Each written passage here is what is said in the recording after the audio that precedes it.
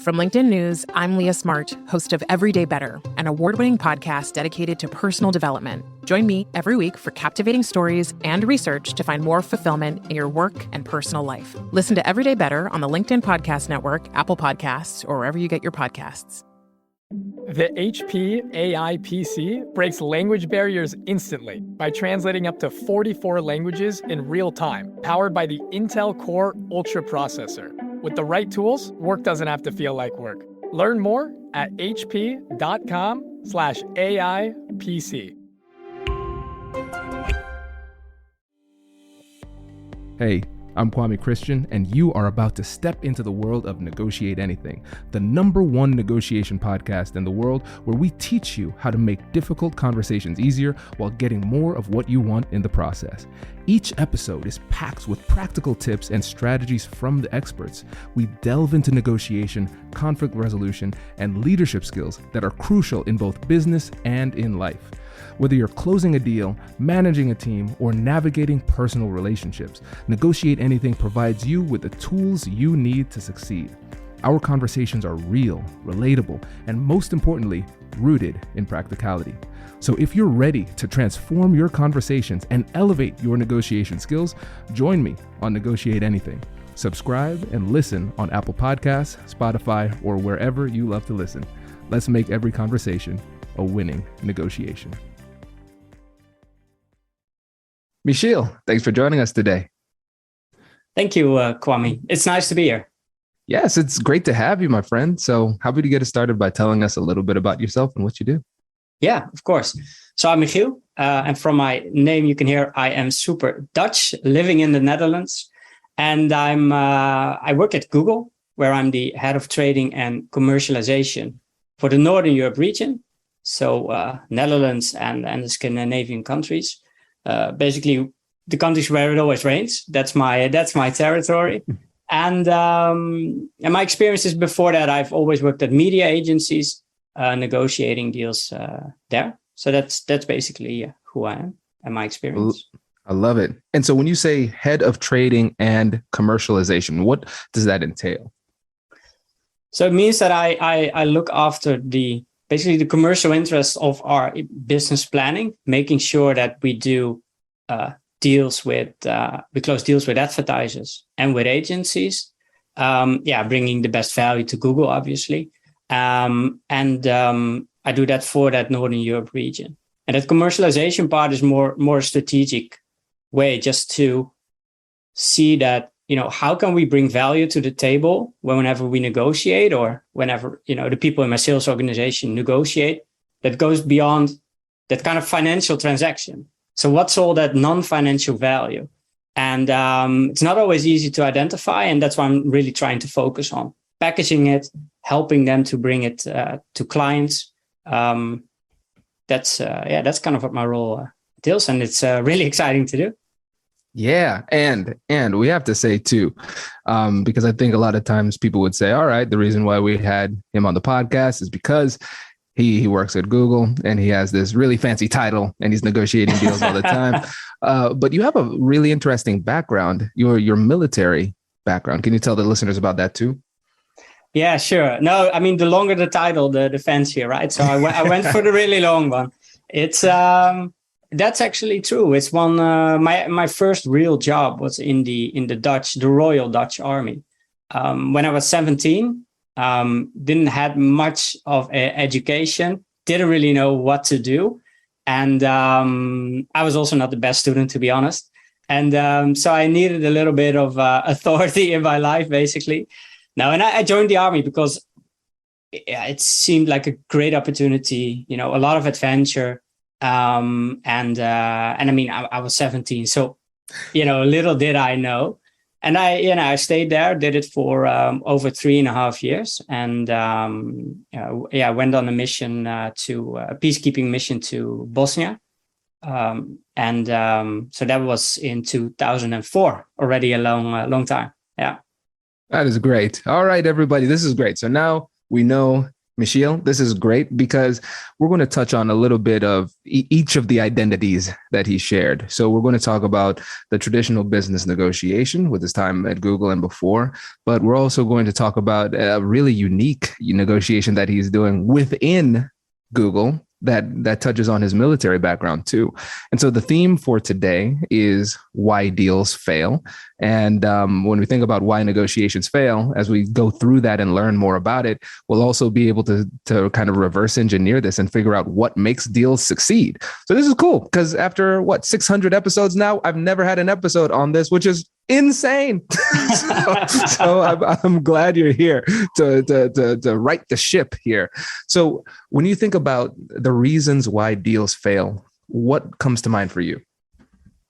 Yeah, there are a few things come to mind, and I think for me the biggest learning in my experience is empathy. So not leading with empathy, and as I explained, it's and what I mean by that with leading with empathy is trying to understand the other's interest, and a lot of people are really good at summing up the value they bring or whatever they think they can bring to the table, but they forget sometimes also with it, with all the noise and all the stuff that's happening during the workday or whatever, is trying to understand the other's interest. And the only way to achieve it is to show genuine interest, ask questions, be open. And so for me, that was a big change whenever I started working in the kind of the corporate world, because whenever I was 17 in the army, leading with empathy is not the thing that they learn you there. It's the thing that they, and I can quote one of my sergeants back then. He literally said in the going through the kind of boot camp period, he said, "We are here to break you down so we can rebuild you the way we like it." And that was the goal. But I mean, it's understandable, right? I mean, you're trained, you're being trained to fight, you're being trained to go to war. So it's a different thing. So they need to have, everybody pointing into the same direction. Basically, don't ask too many questions if you're, being sent on a mission and stuff like that. And it's good for the army, it works, but for me, because after the army, I went back to university, studied, and then switched to working at a media agency. And there the thing was, then I learned it's a very, very different type of hierarchy within a company than within the army, obviously. So that was, for me, one of the biggest transitions. And now I'm more comfortable. Obviously, I'm a lot more comfortable with it, and also understanding the value. And because especially with negotiation, one of the counterparts of empathy is that some people think negotiating is arm wrestling. It's there's a winner, so there's a loser, and I also see it.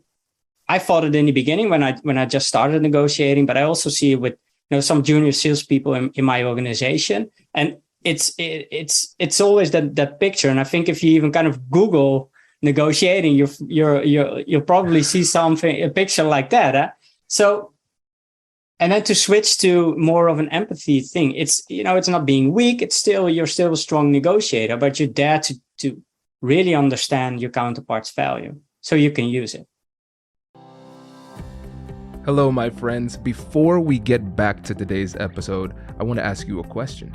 Have you ever wondered how to elevate your team's negotiation game and how you can help the folks on your team have better, difficult conversations?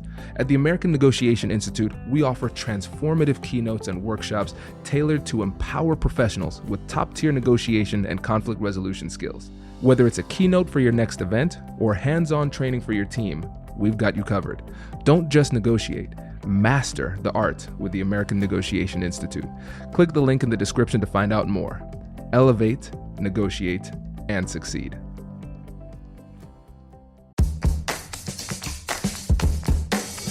Hey you, I'm Andrew Seaman.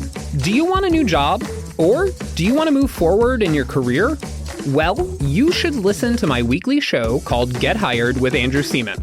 We talk about it all, and it's waiting for you, yes you, wherever you get your podcasts. Introducing the HP AI PC, your powerful AI assistant. Easily search through personal files, gain valuable insights, and make smarter, more informed business decisions. Unlock the future of work today with the HP AI PC, powered by the Intel Core Ultra processor. With the right tools, work doesn't have to feel like work. Learn more at hp.com/AI PC. This is great. There are so many things to dig into here. I think one of the things that's really fascinating to look into is the fact that given your training, it was in many ways building you up to be a professional where empathy was not a core skill. I think that's fair to say. And so for a substantial period of your life, that empathetic aspect that would make you a great negotiator was really not only not put into practice, but probably in many ways almost discouraged to a certain extent. And I think it's really cool to see that even though that was your base, this is where you came from, you were able to make that switch, because empathy is a skill. You can learn to do it. And then also there's a mindset that goes along with it, because you need to want to do it. You need to see value in doing it and see value in the other person. So how did you make that switch? Yeah, it's not something you can fake, right? With empathy. So, I mean, the switch, there was not just this instant moment. It's kind of, running, falling down, getting up, and but I think the most important thing is just maybe thinking that I closed a good deal, and then kind of the longer term relationship thing, it wasn't happening, or I didn't, in hindsight, maybe didn't get the best deal possible, or even the negotiation failed because it didn't hit the end line, just because I was not aware of what the other's interest was. And sometimes the interest is because we're always focused on, for example, with price negotiations, the other person wants to get the best price possible, for example, right? But there's also this human aspect. I mean, maybe if that person, your counterpart, if he gets the deal signed, that's maybe even more important for him at that point, because, it gives him a podium internally, or, there's so many different aspects that are important. And, and who knows what the best result in the end is, right? So that's, and yeah, the way I learned, it's learning by doing. But I do think that's one of the most important things. And that's the thing that I see, some negotiations kind of not hitting their end goal, just because people don't understand each other. Yeah, I agree. I agree 100%. And one thing that you mentioned a number of times is the concept of interests. So when we think about it from a negotiation type of perspective, almost like an academic perspective of negotiation, you have interest-based negotiation versus positional negotiation. So going back to the Harvard program on negotiation methodology here. So with positional-based negotiation, we're focusing on what do you want versus what do I want? And then it kind of turns into a haggling battle type of thing. But if we're focused on interest-based negotiations, we're focusing on interest. What are your interests? Not just what you're asking for, but understanding why you're asking for it. So I want to dig deeper into that concept of interests, because I think it's something that people often think that they know, but as soon as they go a little bit deeper, they say, oh, there's a whole bunch, a lot more nuance to it. So when you think about somebody's interests, what comes to mind for you? It's a really good topic, because I think as you mentioned, like determining your position, it's something you can basically even do without really having that conversation. You can, and it's something that, and it's still important, because you need to know, are you in a stronger position than the other person, right? Short term, longer term as well. But I think that is one of the key elements why interest is a bit more difficult. You need to talk, you need to investigate, you need to be out there. And to be really honest, like my role changed as well. I got promoted, so that also meant that my role was being more strategic within Google, but also a little bit more internal. So now I'm, sometimes I'm negotiating myself, but sometimes I'm also letting some of the salespeople do the negotiations themselves. And but it also means that I'm not out there as much. So I'm missing some kind of market understanding, but also understanding, what is basically also the position of the other party. And I sometimes really need to force myself, to go out there, to meet people, to talk to them.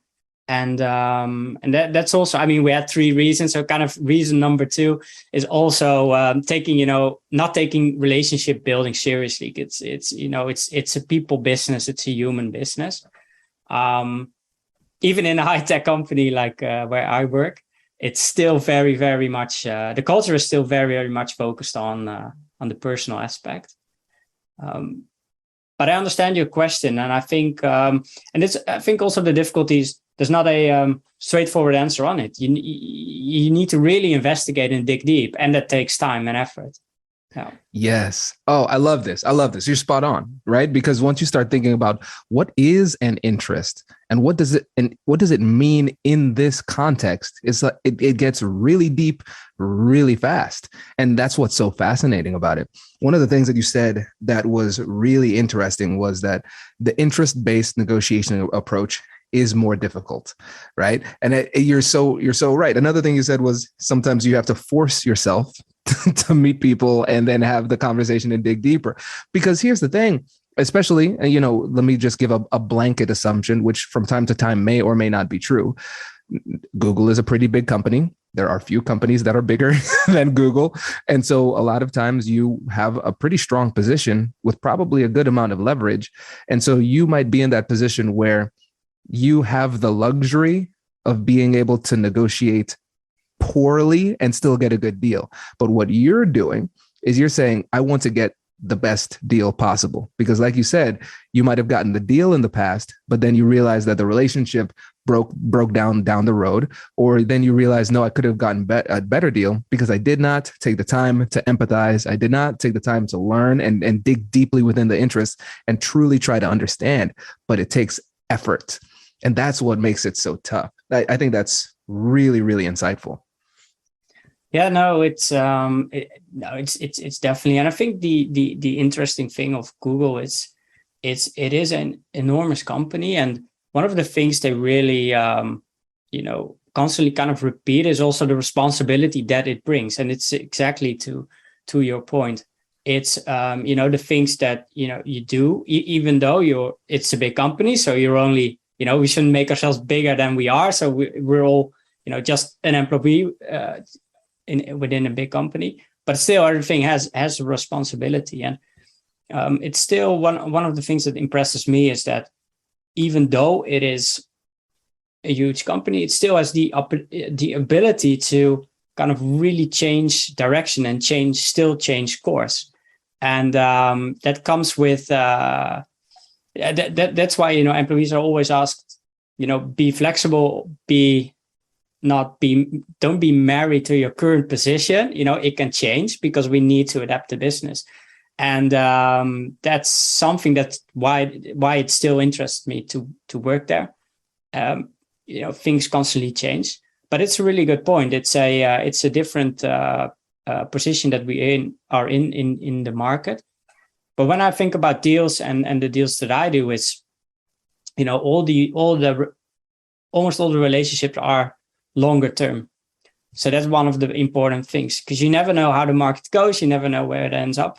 And personally for myself as well, I meet people and then, suddenly, so for example, one of the things that I didn't do that well, maybe in the past, is I was short on time, being pushy, trying to get my way. Especially when I worked at media agencies, people who work in that field of area will definitely recognize this.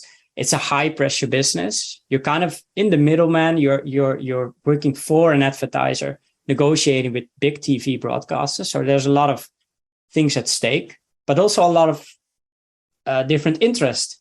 You have your client who wants things. You have your own boss who wants things. You have the broadcasters who wants things, and everything is under high time pressure. So to my point, like, I mean, I have been, especially in the beginning, pushing people to get a result. Winner, basically arm wrestling competition. Well, maybe I won, but in the end, that person, I bumped into, and that person was a client, and it was not a good meeting. I can tell you when the first time we met. So, and that's kind of the things that you learn when you become more professional, right, throughout your career. Absolutely.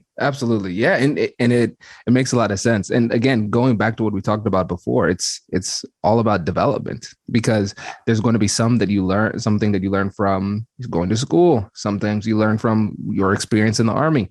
Sometimes it's from trainings, those type of things. But it all pales in comparison to the actual on the job experience of having those negotiations, having those wins, having those losses, and then learning from it and improving. Yeah. And I think, again, so let's recap really quickly for the audience. Right now we're talking about the reasons why deals fail. First reason, lack of empathy. And then we started to touch on the next one, which is failing to consider or not taking relationship building seriously. And this is, again, something that's critical, but often overlooked for some of the reasons that you described too, because you were talking about how earlier, before you joined Google with the media agencies, you were pushier, you weren't taking the time. So what are some other things that kind of get in the way for other professionals when it comes to not taking the relationship seriously? I think culture is also an important one. And especially in the media agency business, it's pretty common. So culture within a company, but also culturally within different countries. For example, like so where I'm from in the Netherlands, it's not super common to kind of wine and dine always with clients. I mean, we do it, and in media agencies we did it more than is generally there. But when I talk to my colleagues further down south, it's way more common to build that relation and invest in that. And but I mean, independently of that, I mean, obviously you need to do stuff that's appropriate within the situation. And when you have an international role, that's an interesting thing you need to adapt to as well, because the culture in a different country, it's different than where you are. It's different in the US where you are based, obviously, but you also talk to a lot of international people, and I think also on the course. So I find that an interesting aspect of it. And is it something you also bump into regularly? Oh, absolutely. You're spot on. And I love that you articulated this really well, because culture, people often think about it in terms of nationality. Where are you from? Your location, geographic culture. But culture also exists within companies too. And so I know when we do negotiation training, sometimes we have a cultural intelligence training, usually led by Mark Davis, one of our trainers. And he describes culture in a really interesting way. He says culture is just the general way that we do things, whoever we happen to be. And I thought that was so cool. So he says, if you play sports, your little sports league, like that's a culture, right? Within your family, you have your own little culture too. And so then you have a neighborhood culture, a city culture, an organizational culture. And then even within an organization, different parts of the organizations have their cultures too. And I think it's really cool to see and start to take a moment and go do a little bit of introspection to see where you end and the culture begins, and vice versa. How much of it is me doing this or them doing this as an individual versus the influence of the culture leading to that behavior. And so if you can start to think a little bit more critically about that, then it helps you when you're going through the process of building relationships too.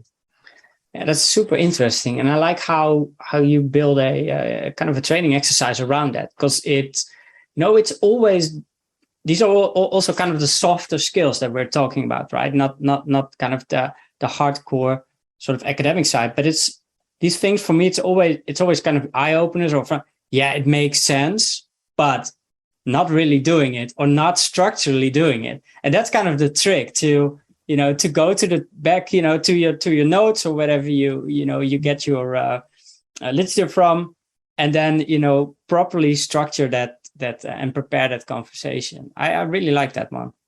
Oh yeah, it's fascinating. Like once you start to think really strategically about culture, it can be mind blowing and overwhelming at the same time. But it's a lot of fun, because it's something that I would rather know. It's something that you can obsess over, though, because sometimes you think too much about cultures, and then you make the mistake of thinking that somebody is constrained by their culture.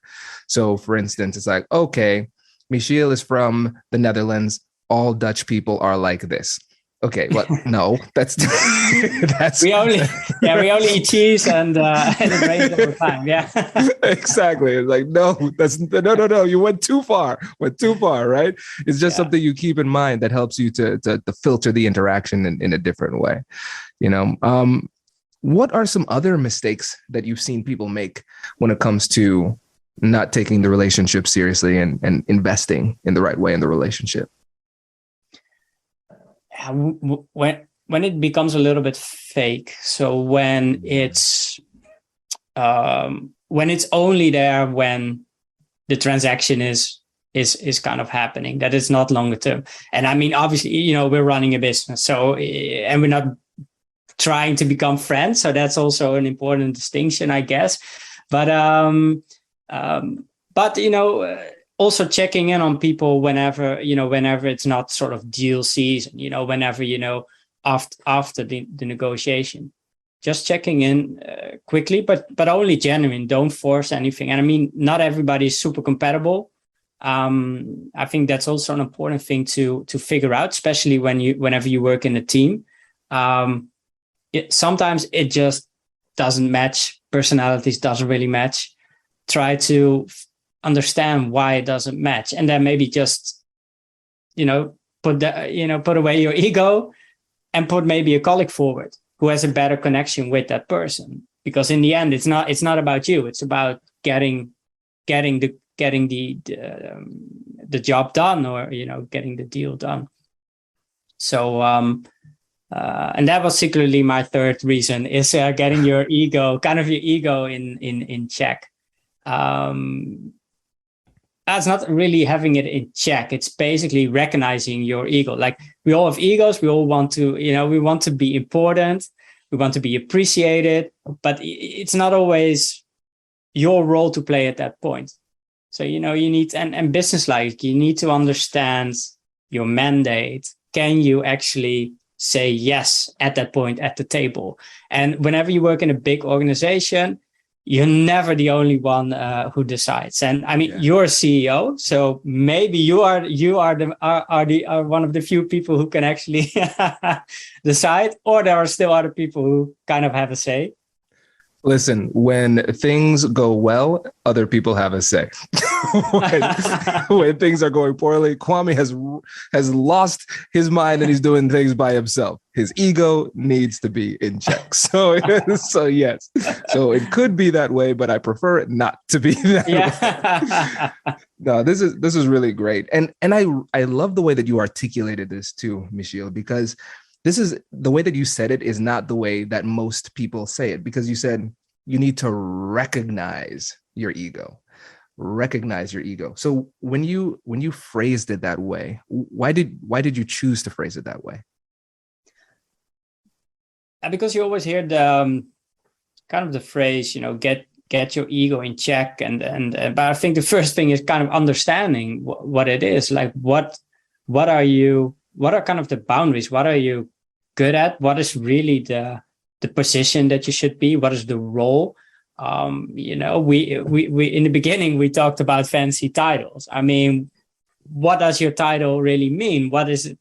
Where does it extend, and where do you have to, be fair about, your decision-making powers, but also your responsibility. And I think, one of the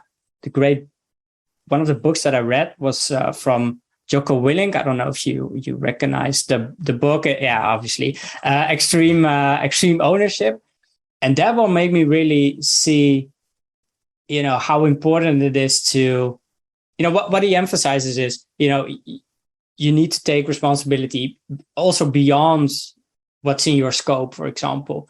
And especially with big organizations, people tend to, because of all the, systems that are in place, tend to focus on what is in my scope, what's not in my scope. And what I like that he's saying is, you need to be responsible also for the things out there, outside of that. But it doesn't mean you need to be constantly involved. Doesn't mean you need to be at the forefront to run things. Just understanding, and that's kind of what I mean with ego, understanding what you're good at and what you're not good at. And then putting other people forward whenever it's not your play or not your role to play. And that's difficult. Because, and sometimes you need to have, so in the army, it's interesting. In the army, there's a really close buddy system. So, you start and then you get appointed a buddy, and he's kind of your best friend for life for the next few years. If you want it or you don't want it. And it even means, you need to be with that person every minute of the day. But if he sorry about this, but if he needs to go to the bathroom, you need to follow him and stay there. Because the two of you're together, you need to take care of each other. And whenever you have like a buddy within your organization, you need to have someone who trusts you and basically tells you, this is not your role to play, right? It's, get your ego, recognize your ego. So that's why I framed it like that. Yeah. I love it. And I love the book reference as well. This is great, because you're absolutely right. When we think about getting your ego in check and how many people say that, it misses the first step. The person you might be saying that to doesn't even realize their ego is in the way, right? Yeah. And so when you think about emotion management, when you think about emotional intelligence, all of those type of things, it starts with self-awareness. You have to be aware of your current emotional state. Ego is essentially tantamount to an emotion. It has an impact. It doesn't lead to clear thinking. But if you are fueled by ego, you think your thinking is clear. I know the times when I am most certain are often the times where I am most incorrect, because I'm not thinking with like my logical mind. I'm thinking with my emotions fueled by that ego. So awareness is key. And it takes a lot of humility. It takes a lot of humility to say, you know what, right now I am not at my best. I'm not thinking clearly. And so for me, I just kind of own it in that moment. And sometimes I tell people, like, I need some time to process this in order to make sure that I'm making the right decision. And sometimes you want to show off and be that quick, decisive decision maker. But often quick thinking is just, bias. So this is you don't and obviously don't like overthink all this stuff, right? I mean, sometimes you just need to try and fail or win, and otherwise you won't get anywhere. So it's it's interesting, and I think it goes also towards the other side, like what we talked about in the beginning with understanding the other person's interest. I had a negotiation failing because we all thought the other person could sign the deal, and we thought the deal was in. We thought everything was in place. But then, we kind of understood that there were other people in the background making the decision who we hadn't properly aligned with, had no time, and had no visibility with. So it landed somewhere at someone's desk who couldn't just see the things, just didn't see the value that we brought there. So the deal failed because and that was kind of the other person's ego, and which is also understandable. I mean, I also made those mistakes, so nothing there, but it showed me that then I really need to better understand the position the other person is in. And so one of the things that I, in many negotiations now do is right up front, I ask them, who can sign this deal? Who is able to sign it? And a lot of times then suddenly, new stakeholders pop up even though you think you did the whole stakeholder mapping, you thought you had everybody inside. And then there's always this some person somewhere with a lot of power and authority, who ideally you want to bring into the conversation, but obviously it's not always appropriate to do. But it's good to know that. And it also, what I notice as well is it gets your counterpart or your partner thinking about, who can actually sign this deal, especially when it's kind of first time deals that they're doing. And, a lot of these deals have high visibility and, in the end, everybody, and then, you also sometimes need to use your ego because whenever celebrations is there, yes, you need to be the one to kind of shine, right? To show what the work you did. But that was a big learning for me as well. Ask them in the beginning who can sign the deal whenever we are there.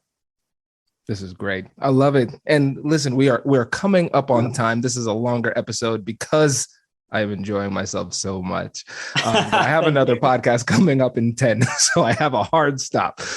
But I want to make sure I give you an opportunity to talk about the cool internal negotiations you're having within Google about the Veterans Network. So can you set the stage, tell the listeners what you're trying to accomplish, and then some of the negotiations you're having to try to make it happen? Yeah, thanks for bringing that up. It's it's for me, it's a super important thing. Two worlds basically coming together. My former military background as an Army veteran, and now at Google. And Google has this great initiative internally, talking about culture, setting up a veterans network. And what I did, we didn't have a network in Northern Europe of Army veterans. So what it is, it's an internal community where people chat, have a good time, share experiences. And what you have, also talking about that buddy system, there's a kind of an immediate connection whenever you talk to someone who, even though it was not the same army in the same country, but you went through the same thing. So there's an instant connection. And that's really cool about the network that I set up.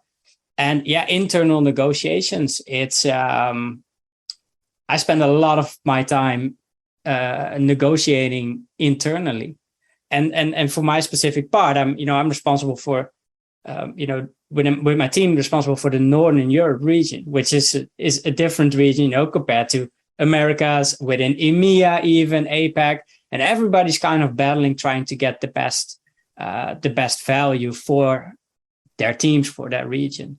So whenever it's kind of deal season with us, my first step is internally try to, get the best options possible. And then, we go externally. So, and that's for the big company. Yeah. Exactly. No, this is great. Yeah. Because I always want to remind listeners that the negotiations that we have, especially if you're somebody whose negotiations could be seen as transactional, somebody in your position who's negotiating deals, somebody like me who's a lawyer, those type of things, it's so easy for us to think about the other side as like somebody who is not on our team, but we're still going to use these exact same negotiation techniques internally with our own team.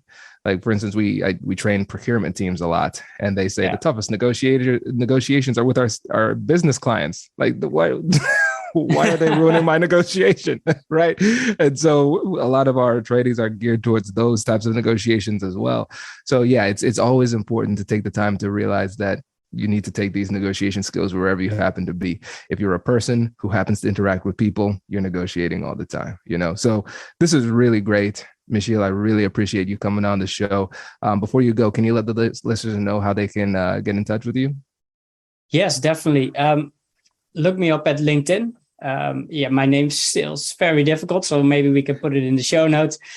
So just try to find Michiel Koopman, and you'll find me at LinkedIn. And feel free to connect and reach out, because I'm always happy to meet new people.